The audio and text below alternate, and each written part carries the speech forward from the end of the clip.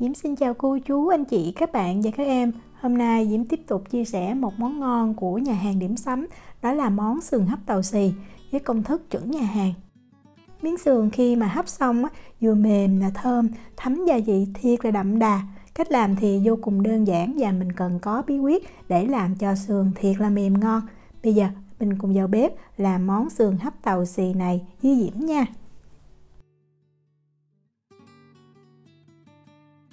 Đầu tiên Diễm đi giới thiệu về sườn trước. Thì sườn cho món này nếu đúng thì mình sẽ dùng sườn cây mà loại sườn non. Nhưng mà ở bên Na Uy cũng có bán, nhưng mà cái dạng cây đó mình cắt ra rất là khó. Diễm thấy mua cái sườn sụn non này dễ lắm nè. Mình mua trong mini là có và là sườn tươi luôn. Sườn này nó có ưu điểm là nó hấp rất là nhanh mềm và nó có lớp mỡ, vì vậy nó không có bị khô cứng. Nhưng mà cái lượng mỡ trong sườn hơi nhiều, vì lúc mà mình hấp xong cái mỡ chảy ra nhiều thì mình cứ múc mình bỏ bớt ha. Sườn khi mà mình cắt nhỏ đó, mình thấy chỗ nào mà mỡ nhiều thì mình cắt mình bỏ bớt nha. Sau khi lạng bớt mỡ rồi thì bây giờ mình cắt sườn ra thành từng miếng vừa ăn.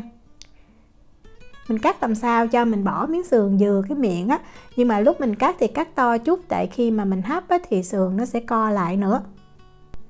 Diễm cắt mỗi miếng sườn nó có độ dày khoảng 2 cho tới 3 cm. Đó, như vậy là được. Thì dưới công thức ướp này cho 1 kg sườn nha, mình cho sườn vào trong một cái thau to chút nè. Rồi bây giờ để cho sườn nó mềm thì Diễm sẽ dùng nước soda, tức là nước có ga đó, Diễm ngâm. Thì 1 kg sườn mình có thể ngâm 1 hoặc là 1,5 lít nước. Diễm cho 1,5 lít nước luôn. Thì một cách nữa là mình có thể ướp 1 kg sườn với lại 1 muỗng cà phê muối nở là baking soda trong vòng 2 tiếng. Sau đó mình sẽ mình xả lại dưới cái vò nước khoảng 2 tới 3 tiếng nữa. Thì cách đó nếu mà làm cho gia đình xả nước thì thấy hơi hao đó. Vì vậy Diễm thấy dễ dàng nhất là mình cứ ngâm trong nước soda này 2 tiếng là mình có thể mình đi chế biến được. Trong thời gian đợi ngâm sườn thì mình đi làm tỏi phi. Diễm có 25g tỏi đã lột vỏ nha. Tỏi này bây giờ mình sẽ băm nhuyễn. Sau khi băm nhuyễn xong rồi như vậy thì mình cho vào trong một cái nồi nhỏ nha. Rồi mình cho vào đây 60ml dầu ăn là 4 muỗng canh. Rồi mình bắt nồi tỏi này lên bếp và mình để lửa trung bình, mình phi cho tỏi nó vừa thơm. Lưu ý là mình sẽ ngâm cái tỏi này trong dầu luôn. Vì vậy lúc mà phi mình không có phi cho nó vàng nha. Tại vì mình phi cho nó vừa vàng nhạt thôi, mình nhắc khỏi bếp là nó vừa vàng đủ. Tại nếu mà vàng quá thì dễ có cái vị đắng. Đó, khi mà mình thấy mình đảo, mình thấy tỏi nó nổi lên trên, nó nhẹ là lúc đó nó gần đạt rồi. Đó, Diễm vừa thấy nó chuyển sang cái màu vàng thiệt nhạt thì mình nhắc khỏi bếp. Rồi mình tiếp tục mình đảo thêm tí xíu khoảng 15 cho tới 20 giây là mình thấy nó chuyển sang màu vàng như vậy là được. Mình để ở đây cho nó nguội nha. Sườn sau khi mà mình ngâm nước soda được 2 tiếng thì mình thấy những cái mỡ dơ nó cũng nổi lên trên nè. Mục đích mình ngâm sườn trong nước soda như vậy để cho cái thớ thịt nó nở ra, nó sẽ mềm hơn. Hoặc là mình ướp thịt với lại muối nở đó, sau đó mình xả nước lạnh cũng có tác dụng y như vậy. Bây giờ mình mang sườn mình vớt ra một cái rổ nha, cho nó ráo, mình không có cần rửa lại đâu. Khi mà thịt để ráo rồi thì Diễm cho vào một cái thau to chút và mình đi ướp sườn. Đầu tiên mình cho vào 12g muối. Tiếp theo là 15g đường. Và mình có 12g bột ngọt, nếu mà mình không ăn bột ngọt thì mình bỏ qua. Mình có 1/3 muỗng cà phê tiêu trắng, lưu ý là mình dùng tiêu trắng nha. Và mình ướp thêm vào đây 1/2 muỗng cà phê muối nở giúp thịt mềm và không bị khô khi mà mình hấp chín. Muối nở thì Diễm dùng cái loại mà để mình làm bánh thôi, cái hiệu này, mình dùng hiệu khác vẫn được. Và cuối cùng thì mình có 1 muỗng canh tinh bột khoai tây. Nếu mà không có tinh bột khoai tây thì mình có thể thay bằng tinh bột bắp hoặc là bột năng cũng được. Để tạo mùi thơm cho món sườn và hơi có vị cay nhẹ thì Diễm có thêm 2 cái trái ớt này, Diễm cân được 30g. Ớt thì mình bỏ cuốn, sau đó mình cắt khoanh nha, cái độ dày khoảng 2mm. Sau khi cắt khoanh xong rồi thì mình cũng cho luôn vào chung với sườn. Và thêm một nguyên liệu giúp cho cái món sườn hấp của mình nó tăng thêm cái hương vị rất là nhiều, đó chính là cái ô mai ngâm muối này. Thì ô mai ngâm muối cái này là Diễm mua ở một cái tiệm Nhật ở Na Uy. Còn nếu mà mình không tìm được loại này á, thì mình có thể mua cái loại nó đóng hộp sẵn như vậy. Nguyên trái và ngâm trong cái hũ này ha, thì giống cái loại của Diễm dùng, hoặc hiệu của Lee Kum Kee thì người ta đã pha sẵn luôn cũng được. Nếu mà mình dùng nguyên trái á, thì công thức 1 kg sườn mình dùng 2 trái nha. Mình dùng tay đó, mình bóp cho cái trái ô mai này nó nát ra là được. Và nếu mà mình có thời gian á, thì bây giờ mình trộn sườn cho thiệt là đều, cho thấm gia vị, và mình để cho sườn nghỉ 20 phút. Sau đó mình sẽ cho cái dầu tỏi và dầu mè vào, hoặc là mình cho vào cùng một lúc cũng được luôn. Diễm thì Diễm cho vào cùng một lúc ha. Cái này là hồi tỏi hồi nãy mình phi đó. Rồi mình cho thêm 1 muỗng cà phê dầu mè vào. Đeo bao tay, bây giờ mình sẽ trộn cho sườn nó thiệt là thấm ha, thấm đều hết gia vị. Thì như Diễm nói đó, dầu mình có thể chừa lại, mình ướp sườn trước 20 phút với các gia vị, sau 20 phút thì mình hãy cho cái dầu vào thì nó sẽ thấm hơn nữa. Không có thời gian thì ướp như vậy Diễm thấy cũng rất là ngon rồi.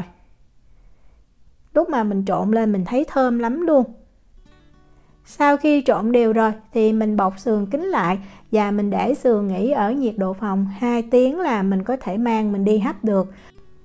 Hoặc là mình cũng có thể ướp sườn qua đêm, nhưng mà mình phải cất sườn vào trong ngăn mát tủ lạnh ha. Trong thời gian đợi sườn thấm thì mình đi chuẩn bị tàu xì. Mình cần 15 gram tàu xì, dùng tàu xì nguyên hạt. Còn Diễm thì Diễm tìm được cái loại này thôi, mình dùng cũng được ha. Loại này thì rất là dễ mua, Diễm thấy tiệm Việt cũng có, mà trong mini á, siêu thị của Na Uy cũng có luôn. Mình cho 15 gram tàu xì này vào một cái nồi nhỏ và mình cho thêm 1 muỗng canh dầu ăn vào. Rồi bây giờ mình mang cái tàu xì này lên bếp và mình xào lên cho nó vừa thơm là được. Thực ra cái hũ mà Diễm dùng á, là nó đã xào với tỏi rồi nên nó cũng thơm. Mình có thể bỏ qua cái bước xào này cũng được, nhưng nếu mà mình dùng cái tàu xì nguyên hạt á, thì mình phải xào lên mới thơm ha. Đó, mới khi mà mình thấy dầu nó sôi và mình thấy cái mùi tàu xì thơm á, thì mình nhắc khỏi bếp được. Sườn sau khi mà Diễm đã ướp được 2 tiếng thì bây giờ mình mang mình hấp nha. Tùy mình có cái xửng hấp to hay nhỏ, cái xửng hấp của Diễm hơi nhỏ, vì vậy Diễm sẽ chia cái lượng sườn này ra làm 2 phần. Diễm hấp mỗi lần khoảng 500 gram đó. Cho sườn vào trong một cái dĩa hoặc là một cái dụng cụ bằng nhôm cũng được luôn. Mình tơi sườn ra như vậy cho nó dễ chín nha. Và mình lấy tàu xì hồi nãy mình đã xào đó, 1/2 mình cho lên như vậy. Mình có thể trộn tàu xì vào chung với sườn luôn, nhưng như vậy sẽ làm cho sườn nó có cái màu nâu không có đẹp. Mình cho từng hạt tàu xì hoặc từng miếng tàu xì nhỏ lên như vậy, rải đều ra trên mặt sườn là được ha. Trong lúc này thì mình đi bắt sẵn một cái nồi nước sôi nha. Khi mà nồi nước sôi thì mình cho sườn lên mình hấp. Và hấp sườn này mình nên hấp bằng cái xửng tre để tránh cho nước nó nhiễu vào trong sườn đó. Còn nếu mà mình hấp bằng xửng điện hoặc là xửng nhôm thì mình nên xả nước, hoặc mình có khăn mình đậy cái nắp lại tránh cho nước nó nhiễu vào trong sườn. Đậy nắp lại và mình hấp sườn ở lửa trung bình trong thời gian là 8 phút nha. Sau 8 phút thì mình mở ra và mình đảo sườn lên. Như vậy thì sườn mới chín đều được. Thường những miếng sườn mà ở trên thì nó chín tái rồi, nhưng mà ở dưới thì chưa chín được đâu. Vì vậy mình đảo lên cho thiệt là đều ha. Và tùy mình thích, sau khi mà mình đảo đều xong rồi thì mình tiếp tục mình hấp sườn ở lửa trung bình thêm 20 cho tới 30 phút nữa. Nếu mà mình thích ăn dai thì mình hấp thêm 20 phút. Nếu mà mình thích ăn thịt mềm thì mình hấp 30 phút. Diễm thì đối với cái sườn sụn này, Diễm hấp thêm 20 phút thì Diễm thấy rất là ngon, tại vì nó mềm nhưng mà vẫn còn cái độ dai đó. Và như Diễm nói đó, cái sườn sụn này cái mỡ nó hơi nhiều, vậy khi chín mình thấy mỡ nó chảy ra như vậy thì mình cứ hớt bỏ cái lớp mỡ trên thôi, mình lấy cái phần nước sốt nó rất là ngon. Sườn này khi hấp xong thiệt là thơm, mềm và gia vị đậm đà, ăn với cơm ngon lắm luôn. Diễm chúc cô chú, anh chị, các bạn và các em làm món sườn hấp tàu xì thiệt là ngon. Nếu mà có thắc mắc gì thì cứ để lại lời nhắn hoặc là gửi tin nhắn cho Diễm. Diễm cảm ơn sự quan tâm theo dõi video rất là nhiều. Hẹn gặp lại trong những video tiếp theo. Chào tạm biệt.